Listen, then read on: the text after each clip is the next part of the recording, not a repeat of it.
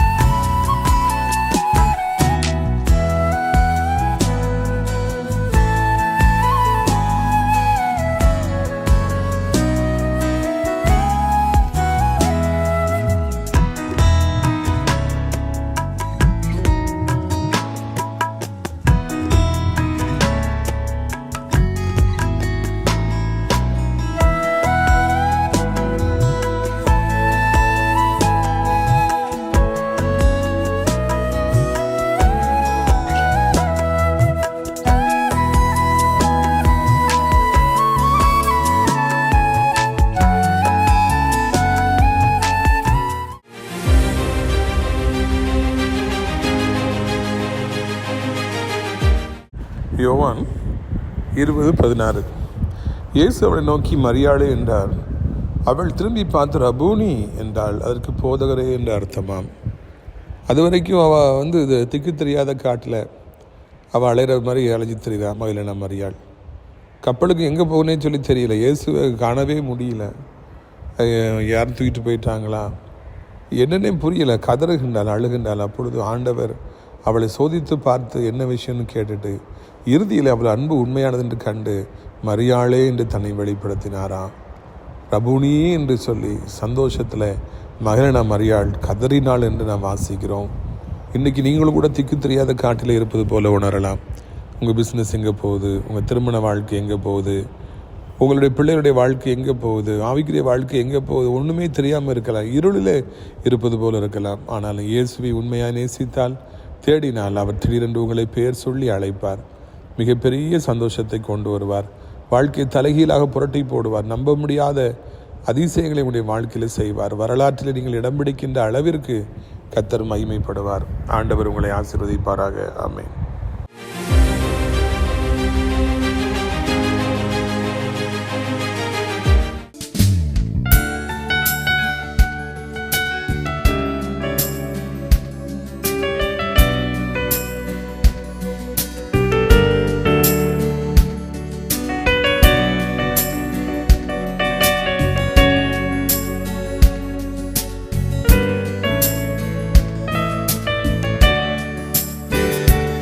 என்னை நேசிக்கின்றாயா, என்னை நேசிக்கின்றாயா, கல்வாரி காட்சியை கண்ட பின் நேசியாமல் இருப்பாயா, கல்வாரி காட்சியை கண்ட பின் நேசியாமல் இருப்பாயா, பாவத்தின் நகோரத்தை பாதகத்தின் முடிவினை பாவத்தின் நகோரத்தை பாதகத்தின் முடிவினை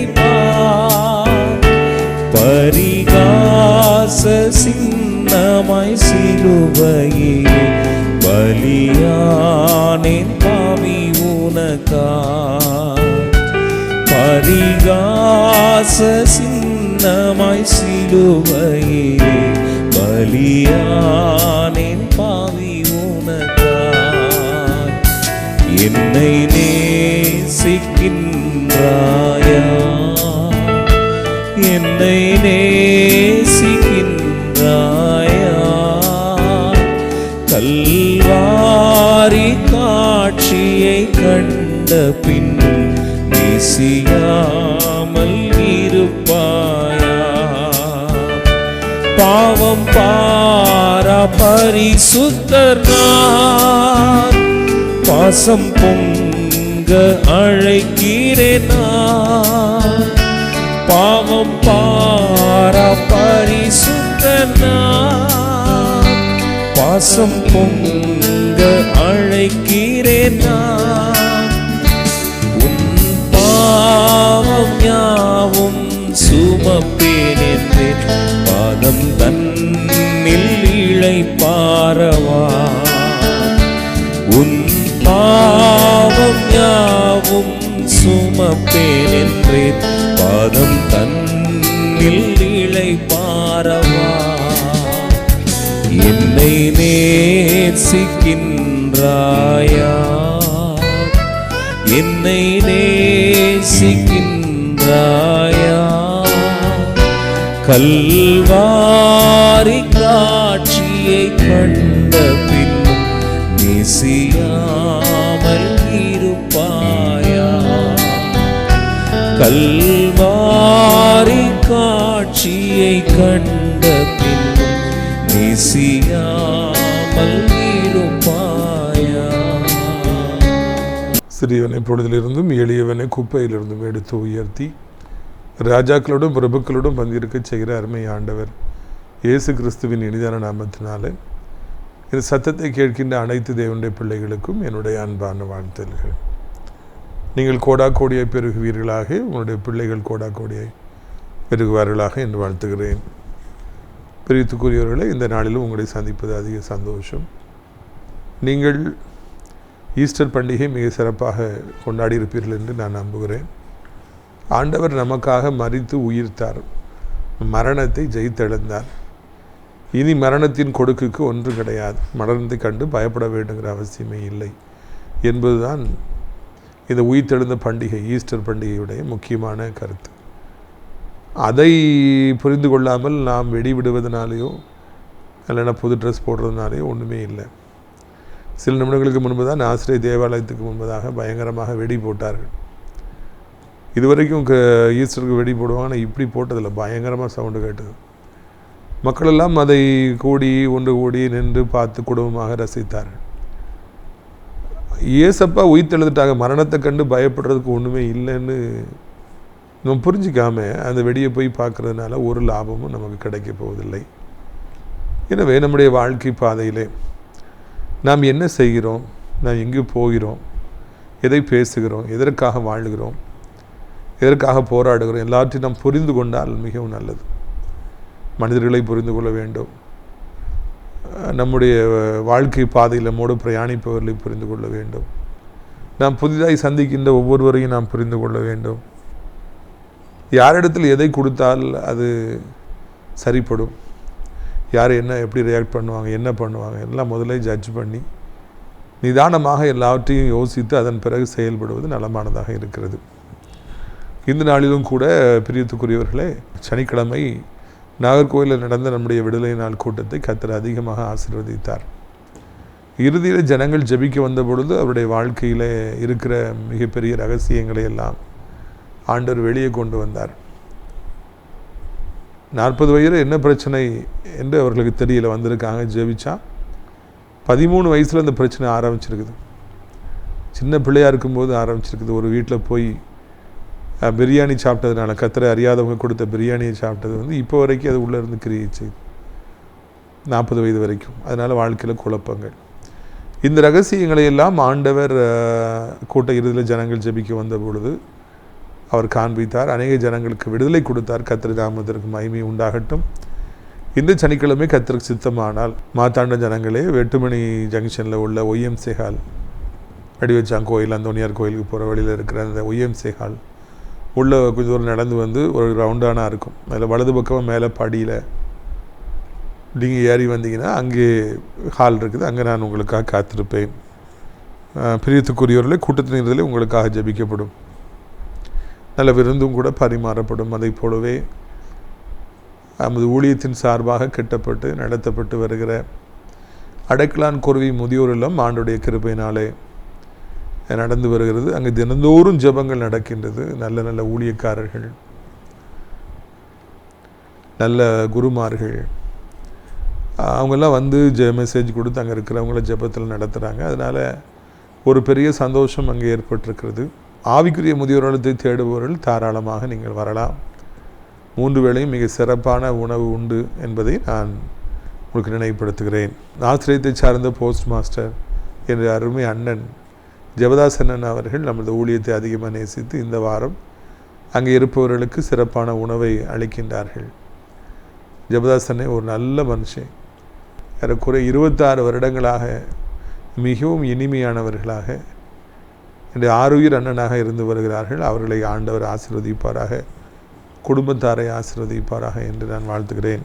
1 நாளாகவும் 17:1 முதல் தாவீது தன் வீட்டிலே வாசமாக இருக்கிற பொழுது அவன் தீர்க்கதரிசியாக நாத்தானை நோக்கி, பாரும், நான் கேதுரு மரமாகிய வீட்டிலே வாசம் பண்ணுகிறேன். கர்த்தருடைய உடன்படிக்கை பெட்டியோ திரைகளின் கீழே இருக்கிறது என்றான். தாவீது வந்து தன் மனசில் உள்ளதை நாத்தான்கிட்ட பேசுகிறாரு. நாத்தான் யாருங்கிறது முதல்ல கொஸ்டின். சாமுவேல் தீர்க்கதரிசிக்கு அடுத்தாப்பில் நாத்தான் தான் ஒரு பெரிய தீர்க்கதரிசியாக இருக்கிறார். எலியாவுக்கு அப்புறமா எலிசா இருந்தார். சாமுவேலுக்கு அப்புறமா நாத்தான் தீர்க்கதரிசி இருக்கிறார். மோசைக்கு அப்புறமா யோசுவா இருந்தார். பவுல் கூட சீலா இருந்தார். பவுல் கூட தீமோத்தி இருந்தார். அப்படி நல்ல நல்ல ஆவிக்குரிய உறவுகள், முக்கியமாய் தொடர்ச்சியாக வருகிற ஆவிக்குரிய சொந்தங்கள் எல்லாம் மிகவும் இனிமையானவைகள். சாமுவேல் தீர்க்கதரிசி நம்மளை அபிஷேகம் பண்ணவர் இப்போ இல்லையேன்னு ஒருவேளை தாவீது வருத்தப்பட்டிருக்கலாம். ஆவிக்குரிய தகப்பன் இல்லையே. உடனே ஆண்டவர் அங்கே நாத்தானை எழுப்புகிறார். நாத்தான் ஒரு அருமையான கண்டிப்பான ஒரு தீர்க்கதரிசி. அவருடைய சத்தத்தை தெளிவாக கேட்கிறவர். இவங்க 2 பேரும் மனம் விட்டு பேசுகிறது தான் இந்த இடத்துல பதிவு செய்யப்பட்டிருக்கிறது. நாமும் கூட நம்முடைய வாழ்க்கை பாதையில் சாமுவேல் தீர்க்கதரிசிகளோடு கூட நாத்தானோடு கூட ஒரு ஐக்கியமாக இருந்தால் அது மிகவும் நல்லது. ஏனென்றால் நம்முடைய வாழ்க்கை பாதையிலே நாம் ஒன்று மற்றவர்களோடு கூட நாம் உறவு வைத்திருக்கிற பொழுது, கர்த்தரை அறியாதவர்களோடு நாம் நெருக்கமாக இருக்கின்ற பொழுது, தேவனுடைய திட்டங்களை விட்டு நம்மை வேறு பக்கமாய் இழுக்கின்றவர்களோடு கூட நாம் ஐக்கியமாக இருக்கிற பொழுது அது பல பாதிப்புகளை நம்முடைய வாழ்க்கையில் ஏற்படுத்துகிறது. பல வருடங்களை அது வீணாக ஆக்கி விடுகிறது. பல கஷ்டங்களை நமக்கு கொண்டு வந்து விடுகிறது. அதனால் எப்பொழுதுமே நாம் கர்த்தருடைய பிள்ளைகளோடு கூட ஐக்கியமாக இருப்பது, மனம் விட்டு பேசுவது, அவர்களோடு வெளியே செல்வது, அவரிடத்தில் எல்லா காரியங்களையும் பகிர்ந்து கொள்வது, மனசு திறக்கிறது எல்லாமே மிகவும் நல்லது. தாவீது வரை யார்ட்டையும் போயிட்டு தான் மனசு திறக்கலை, ஊழியக்காரர்கிட்ட தீர்க்கதரிசிகிட்ட தான் மனம் திறந்தார். நாமும் கர்த்தருடைய பிள்ளைகளோடு தீர்க்கதரிசிகளோடு மனம் திறப்போம் என்றால் அது நலமானதாக இருக்கும். யார் உங்களுக்கு மிகவும் நெருக்கமான நண்பர்கள்? Who is your closest friend? Come on, tell me. சொல்லுங்க பார்க்கலாம். காலையில் படிக்கிற தம்பி, தங்கச்சி, யார் உங்களுக்கு நெருக்கமானவர்கள்? எத்தனையோ நண்பர்களை பார்க்கிறோம். எக்ஸாம்லாம் 12th ஸ்டாண்டர்ட் எக்ஸாம்லாம் எழுதி முடித்த உடனே டூருக்கு போகிறாங்க, சினிமாவுக்கு போகிறாங்க, இல்லைன்னா குடித்து விட்டு காரை வேகமாக ஓட்டிகிட்டு போகிறாங்க. நாங்கள் சாதிச்சிட்டோம், 12th ஸ்டாண்டர்ட் எக்ஸாம் எழுதி முடிச்சிட்டோம், அதனால் என்ஜாய் பண்ணுறோம். ஆனால் ஒரு நல்ல ஒரு ஆவிக்குரிய ஒரு தம்பி அல்லது தங்கச்சி 12th ஸ்டாண்டர்ட் முடித்தா அவங்க எப்படி கொண்டாடுவாங்க? நம்ம ஆண்டவருக்கு நன்றி செலுத்துவோம், நம்ம ஒரு சேர்ந்து ஒரு ஜெபம் பண்ணுவோம், காலையிலேருந்து சாயந்தரம் வரைக்கும் ஒரு ஃபாஸ்டிங் ப்ரேயர் போடுவோம், ஒரு தேங்க்ஸ் கிவிங், ஒரு சோத்திர ஜெபத்தை நம்ம ஏறெடுப்போம், ஒரு வசனத்தை தியானிப்போம், இந்த லீவில் பைபிளை பற்றி இன்னும் நல்லா தெரிஞ்சுக்குவோம், ஊழியக்காரில் லிஸ்ட் பண்ணி, தீர்க்கதரிசிகள் லிஸ்ட் பண்ணி அவங்களுடைய வாழ்க்கையை தெரிஞ்சுக்குவோம், இஸ்ரேல் கோத்திரங்கள் எப்படி உண்டாச்சுன்னு சொல்லி நம்ம தெரிஞ்சுக்குவோம், அப்போஸ்தலர் 12 பேர்களை பற்றி நம்ம தெரிஞ்சுக்குவோம். இந்த லீவில் இன்னும் ஆண்டவர்கிட்ட நம்ம சேருவோம். ஒரு நல்ல ஒரு 12th ஸ்டாண்டர்ட் முடித்த ஒரு தம்பி, ஒரு தங்கச்சி, அவங்க இப்படி தான் தியானிக்கணும், இப்படி தான் இருப்பாங்க. உலகப்புறமான நண்பர்களோடு நம்முடைய பிள்ளைகள் ஒன்று சேர்கிற பொழுது, படிக்க போகிற இடத்துல எல்லோரும் ஆவிக்குரிய மக்களாக இருக்க மாட்டாங்க. உலகப்புறமான மக்கள்கிட்ட போகும்போது அவங்ககிட்ட ஐக்கியம் வைக்கும்போது 12th ஸ்டாண்டர்ட் முடித்தா நம்ம என்ஜாய் பண்ணணும், ஊர் சுற்றணும், சத்தம் போடணும், கத்தணும், குடிக்கணும், எரிக்கணும், அங்கே போகணும், இங்கே வரணும். அவங்ககிட்ட கலக்கும் பொழுது நம்முடைய பிள்ளைகளும் இப்படியாக கலந்து விடுகின்றன, மாறி விடுகின்றன, கர்த்தருக்கு தூரமாக போய் விடுகின்றன. அதுவரைக்கும் மோசையோடு இருந்த ஆரோன் மிகவும் பரிசுத்தமானவராக, வைராக்கியமானவராக, தன்னையும் தன் பிள்ளைகளையும் ஊழியத்துக்காக ஒப்பு கொடுத்தவராக, மாசற்றவராக, அப்பழுக்கற்றவராக காணப்பட்டார். இப்பொழுது இந்த ஐக்கியம் இல்லாமல் போய்விட்டது. மோசை மேலே போயிட்டார் கற்பலைகளை வாங்கிறதுக்கு. அவர்கிட்ட இருந்த ஐக்கியம் தற்சமயத்துக்கு இல்லை. இப்போ உடனே மக்கள் வராங்க, அவங்ககிட்ட ஐக்கியம் ஏற்படுது. இவங்க ஆண்டரை அறியாதவங்க, திமிரு பிடிச்சவங்க, இதே கடினம் உள்ளவங்க சொல்கிறாங்க, எங்களுக்கு கடவுளை உருவாக்கி தரோம், மோசை என்னான ஒருத்தர் செத்து போயிருப்பார், நீர் புதிய கடவுளை உண்டாக்குன்னு சொல்லி சொன்னோன்னா அவங்ககிட்ட ஒரு ஐக்கியம் ஏற்பட்டு இவர் தங்க காதணிகளையெல்லாம் வாங்கி அதெல்லாம் கீழே போட்டு தீ வச்சு கருப்பிடித்து ஒரு தங்கத்தினாலே உண்டாக்கப்பட்ட கன்றுக்குட்டியை உருவாக்கி, இவைகள் தான் உங்களை எகிப்திலிருந்து வெளியே கொண்டு வந்த தெய்வங்கள் என்று சொல்லி அப்பட்டமாக அபாண்டமாக ஒரு செயலை அங்கே ஆரோன் செய்து விடுகிறார். மிகுந்த நகைச்சுவை, மிகுந்த வேதனை நிறைந்த இந்த செயல் ஏன் ஆரோன் அப்படி செஞ்சார் அப்படின்னு அடிக்கடி சிந்திப்பது உண்டு. அதுக்கு முக்கிய காரணம் அந்த புது மக்கள்கிட்ட ஏற்பட்ட அந்த ஐக்கியம், அந்த உறவு. நல்ல ஐக்கியம் இல்லாமல் போயிடுச்சு, மேலே போயிடுச்சு. மோசே கேடுகட்டவங்ககிட்ட ஐக்கியம் வந்துச்சு, உடனே தான் அவர் அப்படிப்பட்ட கேடுகட்ட ஒரு செயலில் ஈடுபட்டார். யார்கிட்ட நம்ம இருக்கோங்கிறது ரொம்ப முக்கியம், யார்கிட்ட ஐக்கியமாக இருக்கிறோங்கிறது ரொம்ப முக்கியம். அவங்கள மாதிரி தான் நம்ம இருப்போம். ஆவிக்குரிய நண்பர்களை எந்த காரணத்தை கொண்டு விட்டுறாதீங்க. ஆவிக்குரிய நண்பர்கள் பொக்கிஷம், கடவுளாலே நமக்கு கொடுக்கப்பட்ட பொக்கிஷம். அதை நம்ம தூக்கி தூர போட்டு எனக்கு வேண்டான்னு அற்பக்காரங்களுக்காக தூர போட்டோம் அப்படின்னா பின்னால் வருத்தப்பட வேண்டியிருக்கும். எல்லாத்துக்கும் மேலே கர்த்தரை அறிஞ்சு நமக்கு நெருக்கமாக ஆண்டவரால் கொடுக்கப்பட்ட நண்பர்கள் இருந்தால் நம்முடைய இதயத்தை திறந்து நம்ம பேசணும். எல்லாட்டையும் போய் இதயத்தை திறந்து பேசுனீங்கன்னா ஐயோ நாச மோசங்கள் ஏற்படும், கண்ணீர் விட வேண்டிய சூழ்நிலை வந்துடும். வாலிப மகளே, உன் ரகசியங்களை எல்லார்ட்டையும் போய் சொல்லிகிட்டு இருக்காத. வாலிப தம்பி, எல்லாத்தையும் போயிட்டு உன் வாழ்க்கையை நீ திறந்து காமிக்காத. அது மிகப்பெரிய வேதனையை, கண்ணீரை ஏற்படுத்தும் என்பதை நாள் ஆண்டவர் நமக்கு சொல்கிறார். இங்கே தாவீது என்ன காரியத்தை பேசுகிறார் என்பது இன்னும் நம்மை ஆச்சரியப்பட வைக்கிறது, சந்தோஷப்பட வைக்கிறது, வியப்படைய வைக்கிறது. நான் கேதுரு மர வீட்டில் வாசமாக இருக்கிறேன், திரைச்சீலைகளுக்குள்ள ஆண்டுடைய பெட்டி இருக்குதே. ஆவிக்குரிய காரியங்களை அவர் பேசுகிறார். ராஜா, இஸ்ரவேலுக்கு ராஜா, அவர் விருந்து வைக்கிறத பற்றி பேசியிருக்கலாம், அவர் இராணுவத்தை பற்றி எசேக்கியா ராஜா காமிச்ச மாதிரி தங்கத்தை குறித்து பேசியிருக்கலாம், பெருமையாக இருந்திருக்கலாம். ஒரு பெரிய பணக்கார்ட்ட போய் பேசுனீங்கன்னா இத்தனை கோடி ரூபாய்க்கு லேண்டு வாங்கினி போட்டிருக்கேன், அங்கே அத்தனை கோடிக்கு நான் ஒரு ஃபேக்ட்ரி வச்சுருக்கேன், இத்தனை கோடிக்கு வீடு கட்டியிருக்கிறேன், அவங்க அந்த பெருமையெல்லாம் பேசுவாங்க. பணக்காரங்கிட்ட பேசும்போது நம்ம ரொம்ப கவனமாக இருக்கணும், நம்ம கையை கட்டிட்டு அமைதியாக இருந்துக்கணும், அவங்கள தான் பேச விடணும். அப்போ அவங்க தான் பெருமையெல்லாம் சொல்லுவாங்க. இத்தனை கோடி ரூபாய்க்கு அங்கே லேண்டு வாங்கி போட்டிருக்கேன். என்னோடு படித்து அயலா கல்லூரியில் படித்து என் கூடவே இருந்த அன்பு நண்பர் ஒருவர் இப்பொழுது சினிமாவுக்கு போய் முதல்ல மியூசிக் டைரக்டர் அறிமுகமாகி, பிறகு அவர் சினிமாவில் ஹீரோ ஆகி இப்போ படம்லாம் எடுக்கிறாரு, அவரே நடிக்கிறார், ஹீரோவாக நடிக்கிறார், அவரே ப்ரொடியூஸ் பண்ணுறாரு. சினிமாக்களில் இத்தனாயிரம் கோடி வந்திருக்கு, அத்தனாயிரம் கோடி வந்திருக்கு. மனிதர்களுக்கு தன்னுடைய சிந்தனை பணம் வர வர ராஜாவாக அவர்கள் இத்தனை ஆயிரம் கோடி, இத்தனை 100 கோடி, இத்தனை 1000 கோடி, இத்தனை லட்சம் கோடி பெருமையாக பேசுகிறாங்க. ராஜாக்கள்கிட்ட போனால் அப்படி தான் பேசுவாங்களோ தெரியல. ஆனால் தாவீது அப்படி பேசலை, அவர் ராஜா தான், அப்படி பேசலை. நான் கேதுரு மரம் வீட்டில் குடியிருக்கிறேன், நான் அழகான வீட்டில் குடியிருக்கிறேன், நான் ராஜபோகமாக வாழ்கிறேன், எனக்கு இத்தனை 1000 வேலைக்காரங்க இருக்காங்க, 100 பெட்ரூம் இருக்குது, இத்தனை பிள்ளைகள் இருக்காங்க, எனக்கு ஒரு குறையும் இல்லை, நான் செழிப்பாக இருக்கிறேன். ஆண்டவருடைய பெட்டிக்கு திரைச்சீலைகளுக்குள்ள அது இருக்குது, அது என்ன நியாயம் என்று வருத்தப்படுவதையும் அவர் அங்கே வேதனையோடு பேசுவதையும் காண்கிறோம். உலகத்து செல்வங்கள் மேன்மேலை குறித்து பெருமையாய் பேசுபவர் யாராக இருந்தாலும் சரி, எவ்வளோ படித்திருந்தாலும் சரி, எவ்வளோ பெரிய பதவியில் இருந்தாலும் சரி, ஒரு நாளிலே அவைகள்லாம் ஒன்றுமில்லை என்பதை அவர்கள் உணரும்படியாக ஆண்டவர் செய்வார். ஒன்றுமில்லை, போகும்பொழுது ஒன்றையும் கொண்டு போக முடியாது, ஒன்றும் நம்மை காப்பாற்றாது, ஆண்டவர் தான் நம்மை காப்பாற்றுவார். இவர் ராஜாவாக இருந்தாலும் அதை குறித்து பெருமையாக நினைக்கல, எனக்கு ஆண்டவர் இவ்வளோ பெரிய வீட்டை கொடுத்துருக்காரு, அவருடைய பெட்டி இப்படி ஒரு சாதாரணமான திரைச்சலைக்குள்ளே இருக்கணும். அவர் வருத்தத்தை பார்த்தீங்களா, அவருடைய கவலையை பார்த்தீங்களா? என்னை மிகவும் இந்த வசனம் தொடுகிறது. தாவீதை ஆண்டவர் என் இதயத்துக்கு ஏற்றவன் என்று சொல்லி சொன்னதற்கு இது ஒரு காரணமாக இருக்கிறது. ஆண்டவருடைய பெட்டி இப்படி இருக்கிறதே, ஆலயம் இல்லையே, திரைச்சலைக்குள்ளே இருக்கிறதே, மழையில் நினைகிறதே, வெயிலில் நினைகிறதே, ஐயோ கனவீனமாக இருக்கிறதே, என்னால் தாங்க முடியவில்லையே என்று, ஆண்டவருக்கு ஆலயம் இல்லையே, நான் பெரிய வீடை கட்டிட்டேன், ஆண்டவருக்கு ஆலயம் இல்லையே என்று அவர் கதறுகிறார்.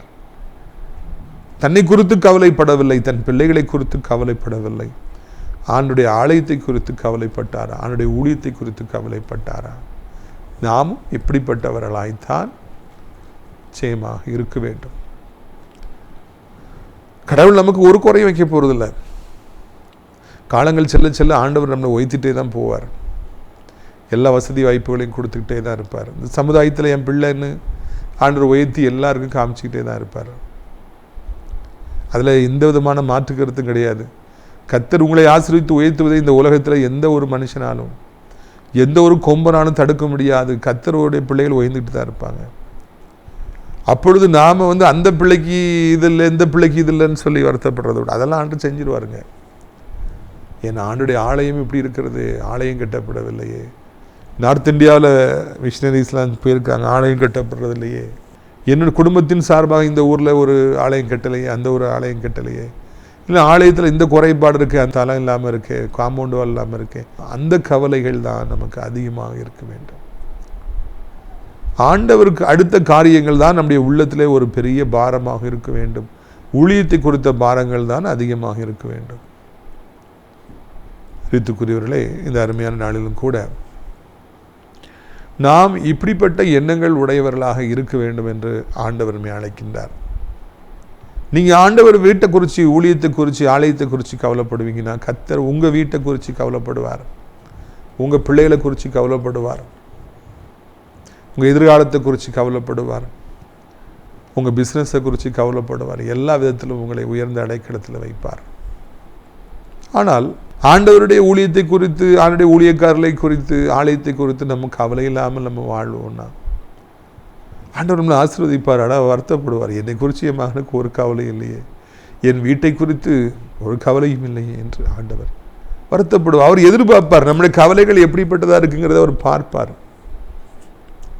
12 வயதில் அவர் பண்டிகைக்கு போன பொழுது அப்பா அம்மா அவர் கம்பெனிஸ் அந்த இதில் இருப்பார்னு சொல்லிட்டு திரும்பிட்டு இருப்பார்னு அவங்க ஒரு நாள் 2 நாள் பிரயாணம் போயிடுறாங்க. அதுக்கு பிறகு தான் கண்டுபிடிக்கிறாங்க அவர் வரல, நம்ம ஒத்தையில் தான் திரும்பி போயிட்டு. அதுக்கு பிறகு தேடி ஓடுறாங்க.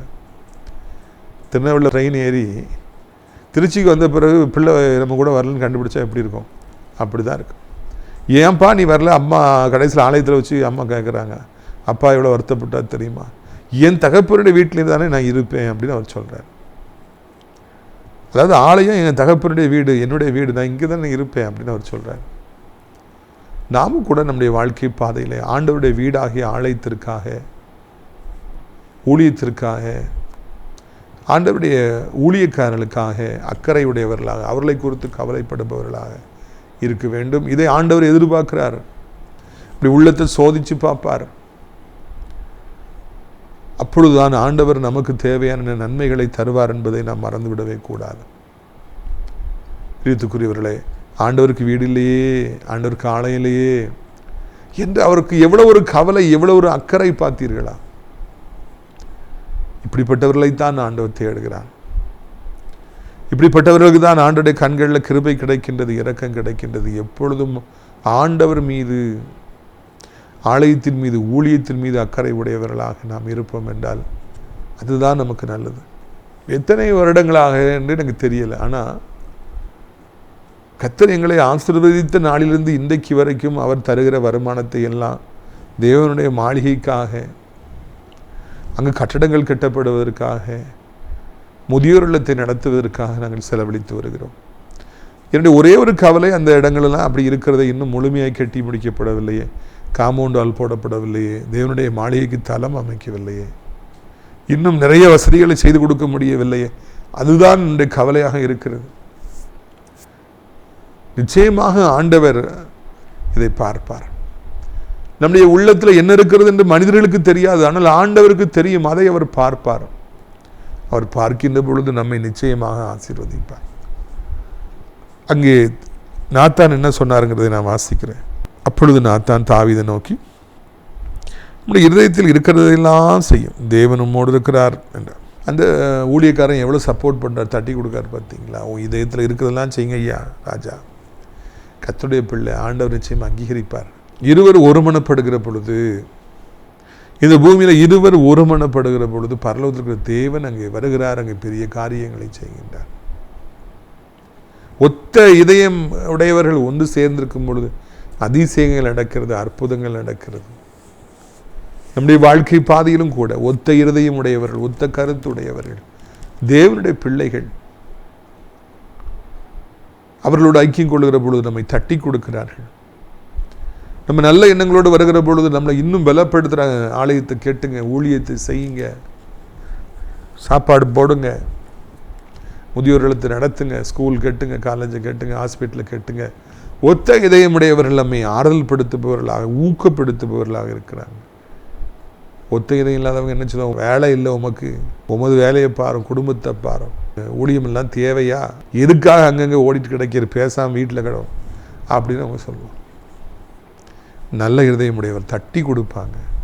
பரவாயில்லையே, உங்கள் ஃபேமிலியில் யாருமே ஊழியத்துக்கு வந்தது கிடையாது, கிறிஸ்டோஃபர் எவ்வளோ அருமையாக ஊழியத்துக்கு வந்திருக்கிறீங்க, ஆண்டவர் எவ்வளோ நல்லவர் பார்த்தீங்களா, எவ்வளோ அற்புதர் பார்த்தீங்களா.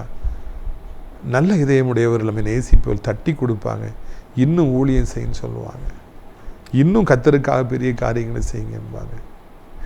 ஒத்த இதயம் இல்லாதவர்கிட்ட நம்ம போய் பேசுகிறோன்னா அவனுக்கு வேறு வேலை இல்லை அப்படி சொல்லி கேவலமாக பேசுவார். உங்களுடைய ஆசீர்வாதத்துக்காக நான் ஜெபிக்கும்படியாக விரும்புகிறேன். கண்களை மூடுவீர்களா? அப்பா பிதாவே, வானத்துக்கு பூமிக்கும் ஆண்டவரே, இந்த அருமையான நாளிலும் கூட எங்களோடு நீ பேசியிருக்கிற அன்பான வார்த்தைகளுக்காக உமக்கு ஸ்தோத்திரம். தாவீது ராஜாவாக இருந்தால் தன்னை குறித்து கவலைப்படாதபடி, தன் வீட்டை குறித்து கவலைப்படாதபடி, அவர் ஆண்டவருடைய உடன்படிக்கை பெட்டிக்கு ஆலயம் இல்லை என்று கவலைப்பட்டார். ஆவிக்குரிய கவலை அவருக்கு இருந்தது. தேவனுடைய ஆலயத்தை குறித்த வைராக்கியம் இருந்தது. எங்களுக்கும் அப்படிப்பட்ட வைராக்கியத்தை தாரும். இப்படி மனதில் உள்ளதையெல்லாம் செய்யுங்க ராஜான்னு சொல்லி அவரை தட்டி கொடுத்த ஊக்கப்படுத்திய நாத்தானை போல ஆண்டவரே, எங்களுக்கும் நல்ல நல்ல ஆவிக்குரிய நண்பர்களை தான் தொடர்ந்து செய்யுங்க, நல்ல காரியத்தை செய்யுங்க. என்று தட்டி கொடுக்கின்றவர்களை கர்த்தாவே நீர் எழுப்பி தர வேண்டும் என்று கெஞ்சுகிறோம். இப்பொழுதும் தேவரீர் உடைய பிள்ளைகளை பலப்படுத்தும், உடைய பிள்ளைகளை ஸ்திரப்படுத்தும். அப்பா, அநேக மக்கள் இந்த வெயில்னால ரொம்ப சோர்ந்து போகிறாங்க. சில காலத்துக்கு முன்னால் மழை காலம் குளிர தாங்க முடியாமல் இருந்தாங்க. இப்போ வெயில் அடிக்குது, வெயில தாங்க முடியல. இப்போதைக்கு ஏப்ரல் தான் ஆரம்பிச்சிருக்குது. மே மாதம் எல்லாம் ரொம்ப கஷ்டம். நிறைய திருமணங்கள் ஒழுங்காக இருக்கிறது, எலெக்ஷன் நடக்குது, மக்கள் யாத்திரை செய்கிறாங்க, அங்கங்கே போகிறாங்க. இப்படி வெயில் இருந்தால் என்னத்துக்கு ஆவாங்க? வயசானவங்க, வியாதியஸ்தவங்க, அவங்களுக்கெல்லாம் இந்த வெயிலை தாங்கவே முடியல. சுட்டரிக்கிற வெயில் வேண்டாம், ஒரு அளவு எங்களுக்கு வெயில் இருந்தால் போதும் ராஜா. ஆண்டவரே, இந்த நாட்களில் கேஸு, பெட்ரோல், டீசல் எல்லா விலையும் ஏறி சொல்ல முடியாத வேதனை ஏற்படுது. ஹோட்டலில் இட்லி இல்லை, தோசை இல்லை, பரோட்டா இல்லை, கடையை மூடி இருக்காங்க. கேட்டால் கேஸ் இல்லை அப்படிங்கிறாங்க. இது காரணம் என்ன? அந்த யுத்தம் நடக்கிறது தான் காரணம். எப்படியாவது அந்த யுத்தம் ஒரு நல்லபடியான ஒரு முடிவுக்கு வர ஆண்டவர் பெட்ரோல் டீசலாம் தட்டுப்பாடு இல்லாமல் எல்லாம் நார்மலாக கிடைக்க உதவி செய்யுங்க. Dubai, UAE, Qatar, Oman, Muscat, Saudi Arabia ஆகிய நாடுகளில் யுத்தங்கள் அதிகரிச்சுட்டே போகுது. அது நல்லதல்ல. அங்கே நம்முடைய பிள்ளைகள் நிறைய பேர் வேலை பார்க்குறாங்க, அவங்க குடும்பத்தார் அங்கே இருக்கிறாங்க. எனவே சீக்கிரமாக அந்த யுத்தங்கள் ஓயும்படிக்கு நாங்கள் ஜெபிக்கிறோம். எஸ் ரபானா ஷஹலுபா காரணா பாரா மிகவும் போராடி நீ பெற்றுக்கொண்ட காலங்களெல்லாம் இருந்தது. இனி நீ போராடாமலே எல்லாம் உன்னை தேடி வரும்படியாக நான் செய்வேன் மகனே என்று ஆண்டவர் சொல்கிறார். மகளத்தார் தூர்த்தோர் ராணியா கோரா போனா கரபாலா கரா கல்கரா பவுலா கரபாலா கரபானா. சகோதரி, நிறைய பேர் உங்களை சுற்றி இருந்த மாதிரி இருந்தது. எத்தனையோ பேர் உங்களுக்கு உயிரை கொடுக்குன்னு சொல்கிறவங்களா இருந்தவங்க மாதிரி இருந்தது. திடீர்னு பார்த்தா ஒருத்தருமே காணும், எல்லாரும் போயிட்டாங்க. ஐயோ, நான் பொய்யானவர்களையா நம்பிக்கொண்டிருந்தேன், பொய்யான அன்புடையவர்களையா நம்பிக்கொண்டிருந்தேன், பொய்யான வாக்கு கொடுக்கிறவர்களையா, மாயைகளையா நம்பிக்கொண்டிருந்தேன் என்று கலங்கி போயிருக்கிறீங்க. தனிமையில் இருக்கிறீங்க. இயேசு சொல்கிறார், இதுதான் என்னை நீ ஏற்றுக்கொள்வதற்கு சரியான நேரம். என்னை நீ ஏற்றுக்கொள்ள, உன்னை விட்டு நான் போக மாட்டேன்னு ஆண்டவர் சொல்கிறார். ஷிக்ராபா தூரா தூணா தூரா தூணா கபூனா காரானா தூரா பாலா காரா பாலா. பிள்ளைக்கு நல்ல காரியம் நடக்காதான்னு காத்து இருந்தீங்க. வர்ற மாதிரி வருது போயிடுது, வர்ற மாதிரி வருது போயிடுது, வர்ற மாதிரி வருது போயிடுது. அதனால் நீ ஏமாந்து போகிறீங்க. எதிர்பார்ப்புகள் எல்லாம் பொய்யாய் போயிட்டே இருக்குது. ஆண்டவர் இந்த அருமையான நாளிலும் கூட, மகளை கலங்காதே, என் மகளுக்கு நான் சீக்கிரம் நல்ல காரியம் செய்வேன், சாத்தா அதை தட்டி பறிக்காதபடிக்கு அது நிலைத்திருக்கும்படியாக நான் செய்வேன், நீ சந்தோஷமாக இருந்து ஆண்டவர் சொல்கிறார். மால்சா தூரோ தூணியா ராபான் தோர் கோரா மரக்காரா தூபானா தியானா கராபாலா. எங்கெல்லாமோ போனீங்க, வெளிநாட்டுக்கெல்லாம் போனீங்க பிரதர். அந்த பிஸ்னஸை பண்ணீங்க, இந்த பிஸ்னஸை பண்ணீங்க, அந்த வேலைக்கு போனீங்க, இந்த வேலைக்கு போய் எதுவுமே உங்களுக்கு பிடித்தமாக இல்லை, சம்பளம் போதுமானதாக இல்லை, இல்லைன்னா அங்கே ஒர்க்கு அட்மாஸ்பியர் சரியில்லை, அதனால் திரும்பி வந்துட்டீங்க. என்ன பண்ணே உங்களுக்கு தெரியல, குழப்பமாக இருக்கிறீங்க. ஆண்டவர் சொல்கிற, உபவாசம் பண்ணி 3 நாள் ஜெபம் பண்ணு, நடக்க வேண்டிய பாதை உனக்கு காண்பிப்பேன்னு ஆண்டவர் சொல்கிறாரு. இந்த சத்தத்தை கேட்ட பிள்ளைகள் ஒவ்வொருவரும் இன்று மேற்கொண்டு ஆசீர்வதியும். இயேசுவின் மூலமே ஜெபிக்கிறோம் நல்ல பிதாவே, ஆமென். என் ஆத்துமாவை கர்த்தரை சோத்திரி, என் முழுமே அவருடைய பரிசுத்த நாமத்தை சோத்திரி. என் ஆத்துமாவை கர்த்தரை சோத்திரி, அவர் செய்த சகல உபகாரங்களையும் ஒருபொழுதும் மறவாதே, ஆமென். உடைய கர்த்தராகிய இயேசு கிறிஸ்துவின் கிருபையும் இதாக தேவனுடைய அன்பும் பரிசுத்தாடைய அநியோன்யமில்லாத பிரசன்னம் உங்கள் அனைவரோடும் என்றைக்கு சதா காலங்களில் நிலைத்திருப்பதாக. அல்லேலூயா. God bless you.